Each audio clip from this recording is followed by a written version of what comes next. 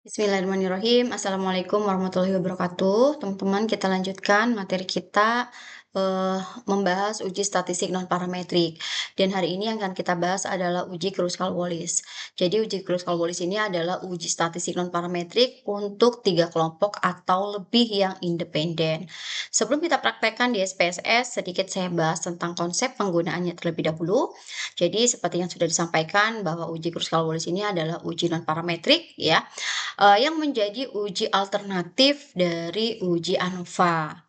Ketika kita akan melakukan analisis data, melihat hubungan antara variabel yang jenisnya kategorik dengan, variabel yang jenisnya numerik gitu ya. Nah, pada yang jenis numeriknya ini kita tidak normal ya, sehingga kita gunakan uji alternatif, seperti itu. Nah, perbedaannya apa sih uji Kruskal-Wallis dengan uji Mann-Whitney gitu ya. Jadi teman-teman, uji Kruskal-Wallis dengan uji, Mann-Whitney itu sebenarnya hampir sama ya, hampir sama kenapa? Karena, dua-duanya ini merupakan uji, non-parametrik, kemudian sama-sama melihat hubungan antara 2 variabel, yang satu variabel kategorik, yang satu variabel numerik gitu. Nah, yang membedakan adalah pada uji Mann-Whitney, untuk variabel yang kategoriknya itu hanya terdiri dari 2 kelompok ya, jadi 2 kelompok saja. Misal, kita mau melihat hubungan antara pendidikan ibu dengan berat badan bayi yang dilahirkan. Nah, ini kan kita mau melihat hubungan antara variabel yang jenisnya kategorik dengan variabel yang jenisnya, numerik gitu kan, yang berat badan bayinya kan numerik. Nah, sekarang kita lihat nih yang, apa namanya, variabel yang kategoriknya. Kalau misalnya variabel kategoriknya terdiri dari 2 kelompok, misal pendidikan tadi ya, pendidikan tinggi dan pendidikan rendah, maka kita gunakannya ujinya uji Mann-Whitney.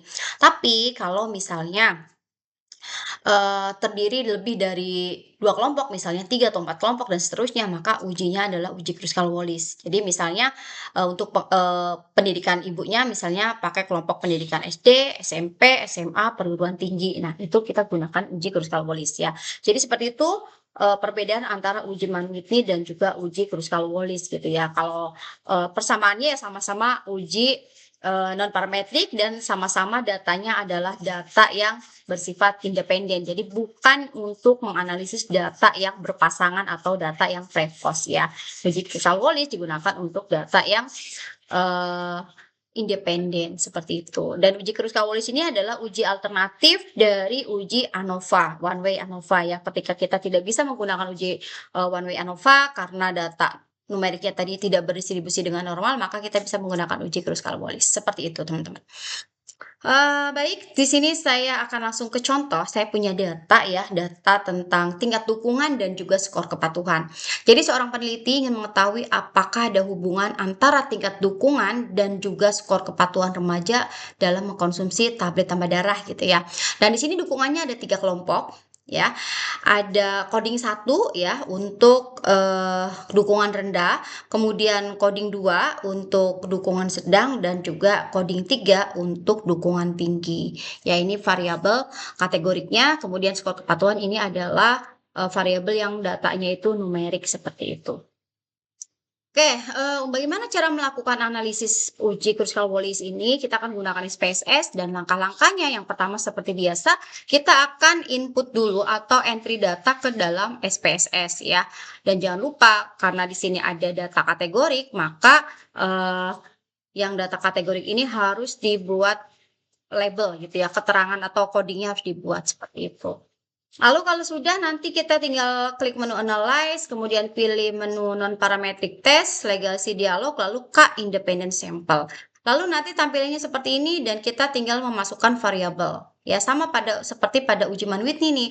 Untuk variabel yang jenis datanya itu numerik kita masukkan ke test variable list. Kalau yang kategoriknya kita masukkan ke grouping variable gitu. Nah, bedanya di sini define rank-nya itu yang kita masukkan adalah nilai minimum dan nilai maksimum atau coding paling kecil dan coding paling besar, seperti itu. Kalau udah, pastikan test type-nya adalah Kruskal-Wallis, lalu oke. Tampilan di SPSS akan seperti ini, teman-teman. Ya, data sudah kita input, kemudian klik analyze, pilih non-parametric test, pilih legacy dialog, dan pilih K independent. Kita klik yang K independent samples, kemudian akan muncul kotak dialog seperti ini. Ya, nah nanti untuk kolomnya di sini ada test variabel ya, ini yang untuk memasukkan, data yang numerik, sedangkan yang untuk grouping variabel untuk memasukkan data yang, kategoriknya dukungan di sini ya. Nah, nanti akan jadi seperti ini, yang, numerik masuk ke kolom test variable list, yang kategorik masuk ke grouping variabel. Nah, kalau sudah dimasukkan ke dalam grouping variabel, kita klik define rank-nya. Ya, setelah kita klik define rank-nya, nanti kita masukkan nih coding paling kecil yaitu 1 dan coding paling besar 3. Ini mirip sama seperti di uji Manwitney ya. Kalau Manwitney kan bukan minimum maksimum ya, hanya codingnya aja. Tapi kalau kalau ini kan karena lebih dari 2 kelompok, maka minimum dan maksimum gitu. Kalau misalnya di dalam coding kita membuatnya codingnya 0, 1, 2 ya, maka di sini di define-nya kita tulisnya 0 dan 2 gitu. Tapi karena tadi kita sudah membuat coding 1, 2, 3, maka ya kita tulisnya minimumnya 1 atau coding paling kecilnya 1 dan coding paling besarnya adalah 3. Ya, kemudian di continue ya, pilihan tesnya sudah Kruskal-Wallis, kita langsung oke. Nanti hasil outputnya seperti ini, sama seperti Manwitney juga ada 2 tabel. Yang pertama tabel rank ya, min ranknya di sini ada untuk yang dukungan rendah, sedang dan tinggi ya. Untuk N ini adalah jumlah respondennya, masing-masing ada 15 dan ini nilai ring dari setiap kelompok. P-value yang mana ada di tes statistik ya, di asim-sig. Nah, ini 0,0000. Nah, ini adalah nilai p-value-nya. Setelah itu nanti kita masukkan ke dalam tabel penyajian, teman-teman. Nah, tabel penyajiannya bisa dibuat seperti ini.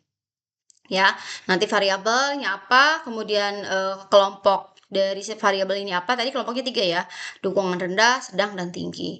Kemudian N, jumlah masing-masing responden setiap kelompok, min rank-nya setiap kelompok ya, ini berdasarkan output yang ini, ya, min rank, lalu p-value.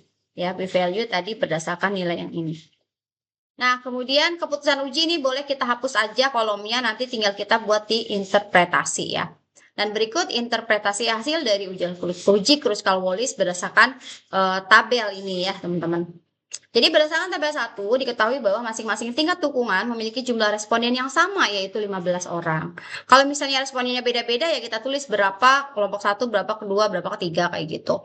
Kemudian dengan total responden sebanyak 45 orang. Nilai min rank-nya pada kelompok dukungan rendah sebesar 11,97, pada kelompok dukungan sedang sebesar 20,33 dan pada kelompok dukungan tinggi sebesar 36,70. Nilai min rank tertinggi terdapat pada kelompok dukungan tinggi, diikuti kelompok dukungan sedang dan terendah pada kelompok dukungan rendah.